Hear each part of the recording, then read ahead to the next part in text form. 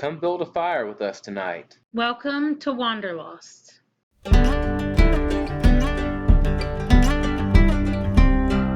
So tonight we're going to do an unboxing of our new fire pit. We ordered a Solo Stove Ranger fire pit that we're going to have for in our backyard. So we're going to unbox that tonight, have a fire, and just have a generally good time with it and show you the features of it and why we think it's definitely a good buy.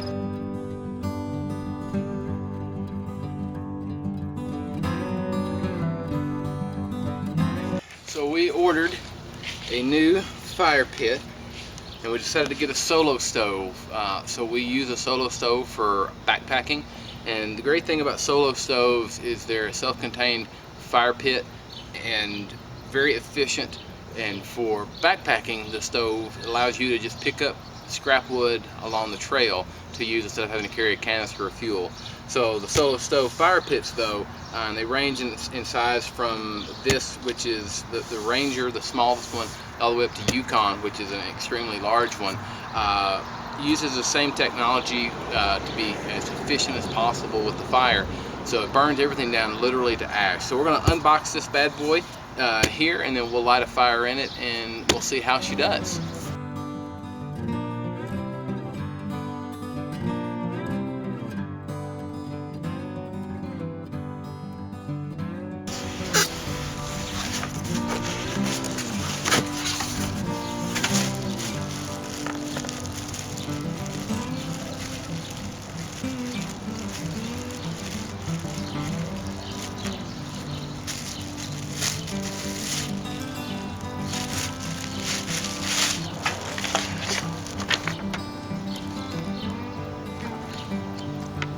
How to use your fire pit. So first thing that comes out that comes with is a carrying case. The great thing about this Ranger being the smallest of the fire pits is that it's portable. So especially if you have an RV or maybe you're going off camping somewhere, it comes with this tote bag that you can cinch it up in.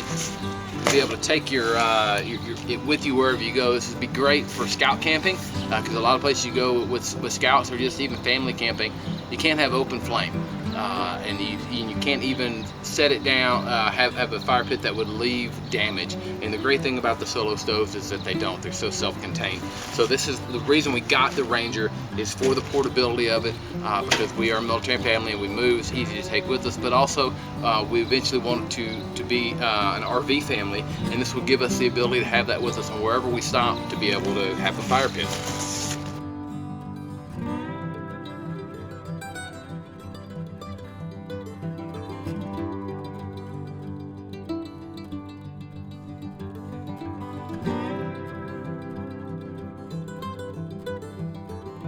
So this is the fire pit stand. So this is a stand, you don't have to get this, but this came with the one we ordered. It's a stand that the fire pit's going to sit on, and when it sits on there, you'll see here in a second, this allows for maximum airflow to come through to really help, and that's why the Solo Stove can burn so well, is because it maximizes the airflow that comes through and burns the wood and what you use. Finally,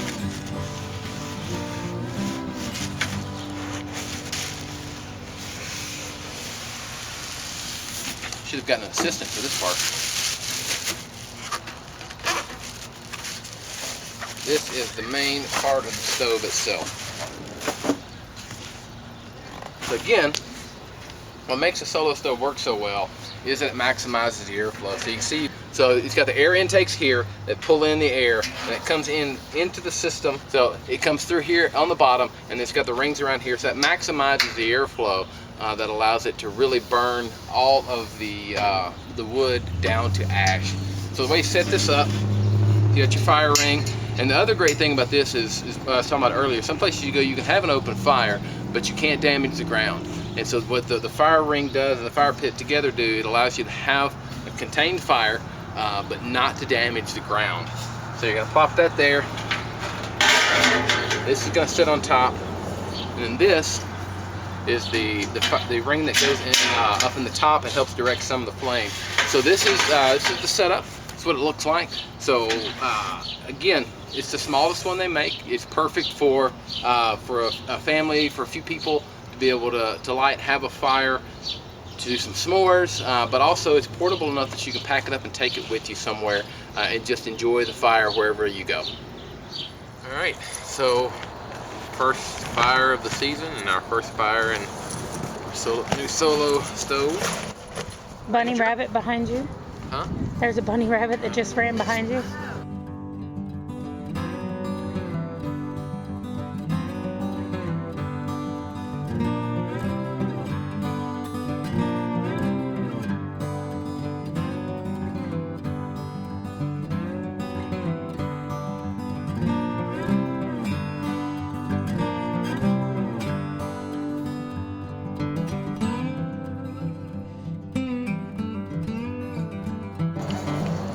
This goes in to keep everything in. The one thing about this is about as big as you're going to be able to get with your wood.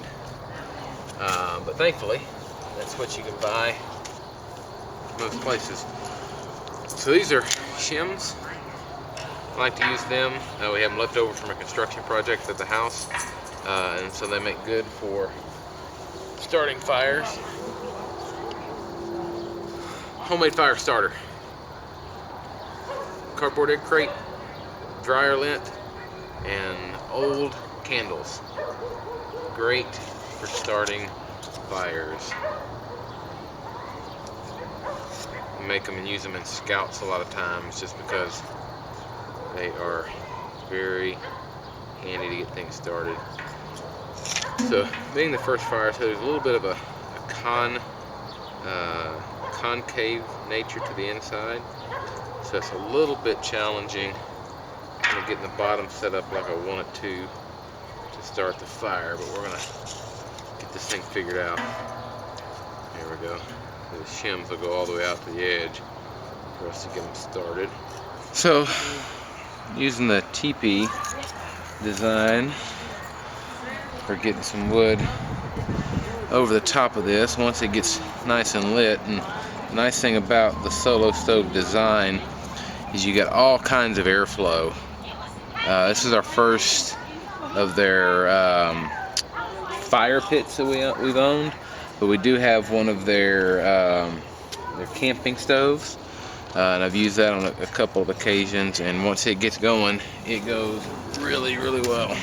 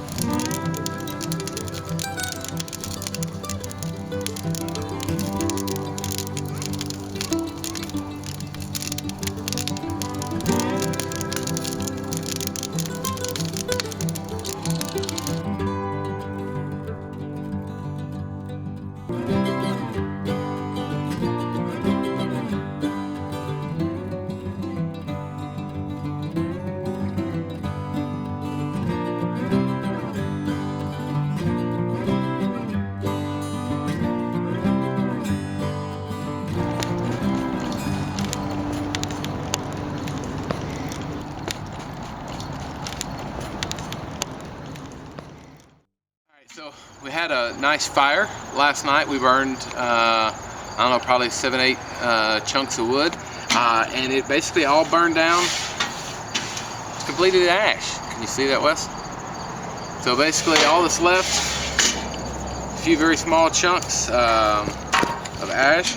We'll dump that, clean it up, put it back in the carry sack, and be ready to have a bonfire wherever we want to go. All right, so the great thing, as I said about this, and the reason we ordered it, is because of the portability of it. Be able to take it with us wherever we go. So it comes with a really great stuff sack. This is a very simple thing.